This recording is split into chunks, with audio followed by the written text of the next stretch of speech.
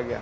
Agenda ये है कि अमेरिका के बड़े बड़े लोग, एक्सपर्ट्स जब तारीफ कर रहे हैं तो वही एक पुराना नैरेटिव जो है वो फिर से घुसा दिया गया और उसमें अमेरिका के कुछ सांसदों से एक चिट्ठी साइन करा के डाल दी गई कि भाई नरेंद्र मोदी को से जब जो बाइडेन मिले तो उनको जो है अल्पसंख्यकों को लेकर बात करनी चाहिए कि अल्पसंख्यकों को निशाना बनाया जा रहा है।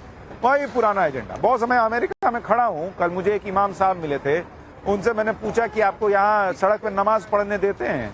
तो बोले नहीं, पढ़ने तो नहीं देते हैं, लेकिन कोई विशेष कार्यक्रम होता है तो हम लोग परमिशन लेकर पढ़ते हैं। यहाँ ये अल्पसंख्यक का हाल है और इंडिया में जहां जहां मन वहां हजारों मुसलमान भाई जो हैं वो सड़क छेकते हैं, नमाज पढ़ते हैं, लेकिन वहां अल्पसंख्यक दबाया जा रहा है। यहाँ एक आदमी सर तन से जुदा का नारा लगाता हुआ नहीं मिलेगा, लेकिन इंडिया में आप खुले में लगाते हैं पर वहां अल्पसंख्यक जो है वो दिक्कत में। यहाँ कोई सड़क पर पत्थर मारता नहीं दिखेगा, वहां आपके यहाँ इलाके में घुस जाए पुलिस तो अभी हाल में वीडियो आया था, पत्थर पे पत्थर मार रहे थे, लेकिन मुसलमान और अल्पसंख्यक खतरे में। बॉस ये नैरेटिव जो है ना इतना पुराना हो गया है, इतना इसमें से एक्सपायरी डेट भी निकल गया, इसका एक्सपायरी डेट निकले हुए भी साल हो गया, लेकिन फिर भी ये लोग चलाते हैं। तो मैंने यहाँ पर कुछ अलग अलग लोगों से बात की जो अल्पसंख्यक हैं। अल्पसंख्यक हमारे यहाँ इंडिया में मतलब मुसलमान होता है ना, लेकिन अल्पसंख्यक जैन भी हैं, अल्पसंख्यक सिख भी हैं। मैंने ऐसे लोगों से बात की नरेंद्र मोदी को लेकर और भारत में अल्पसंख्यकों की स्थिति पर। सुनिए वो क्या कह रहे थे।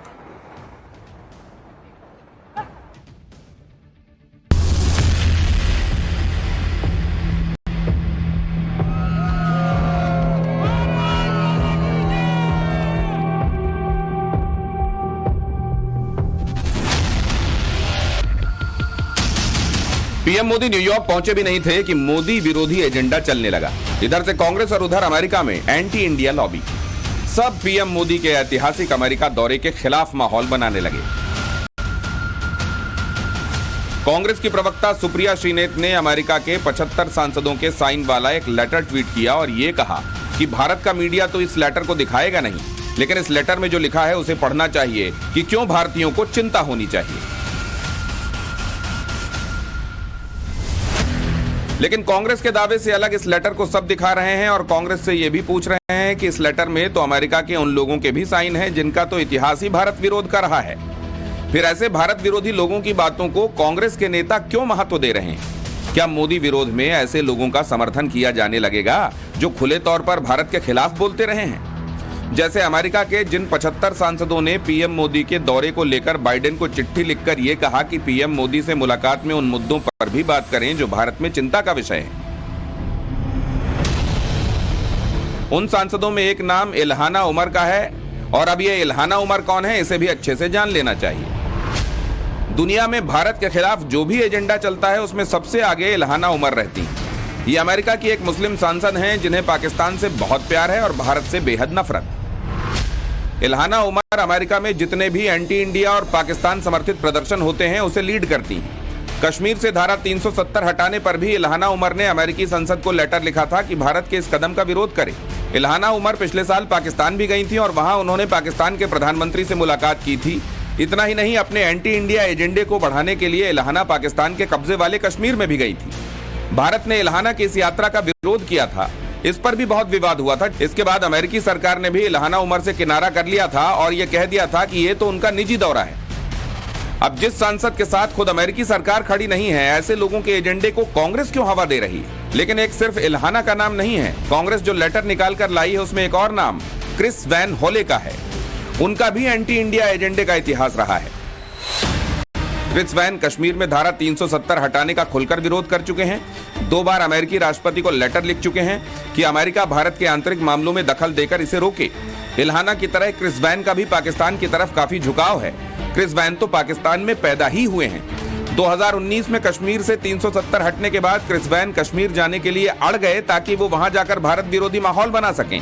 लेकिन मोदी सरकार को भी क्रिस की भारत विरोधी प्रोफाइल के बारे में पहले से पता था, इसलिए क्रिस को हमने दूर से नमस्ते कर दिया। इसी लिस्ट में अगला नाम प्रमिला जयपाल है, इनके बारे में भी जान लीजिए। प्रमिला जयपाल भी एनआरसी, किसान आंदोलन और कश्मीर के मुद्दे पर भारत के विरोध में कई बार लेटर लिख चुकी हैं। 2019 में इन्होंने यूएस की संसद में कश्मीर पर 370 हटाने के फैसले के खिलाफ प्रस्ताव तक ला दिया था और ये मांग की थी कि अमेरिका को कश्मीर के मुद्दे पर दखल देना चाहिए। एंटी इंडिया लॉबी में अगला नाम अमेरिकी सांसद रिचर्ड डर्बिन का है। इनका भी इतिहास एंटी इंडिया कामों से भरा हुआ है। रिचर्ड डर्बिन भी सीएए, एनआरसी और किसान आंदोलन को लेकर भारत के विरोध में एजेंडा चला चुके हैं। अमेरिका में ग्रीन कार्ड को लेकर भारतीयों की बढ़ती डिमांड पर भी रिचर्ड ने भारतीयों का मजाक उड़ाया था और उनका अपमान किया था। अब सोचिए, जिनके जहन में ही भारत के खिलाफ नफरत भरी हुई है, उन्हीं के लेटर को कांग्रेस चमका रही है। अब ये आपने देख लिया, आपको क्लियर बता दिया कि ये चिट्ठी लिखने वाले कौन हैं, इनका ट्रैक रिकॉर्ड क्या है। बॉस, तुम चिट्ठी लिखोगे, यहाँ पाठशाला की टीम खोद के निकाल देती है कि तुम कहां से हो, क्या करते हो, पाताल से निकाल कर ले आते हैं भारत विरोधियों के का पूरा हिस्ट्री। सब समझ में आ गया ना कि कौन है ये लोग और क्यों चिट्ठी लिख रहे हैं। यहाँ अमेरिका में बोलेंगे कि सड़क पर नमाज पढ़ने दो हजारों मुसलमानों को, बोल पाएंगे? ये है हिम्मत? और वहां तमाशा कर रहे हैं कि इंडिया में मुसलमान जो है वो खतरे में है। नाटक करते हैं ये लोग।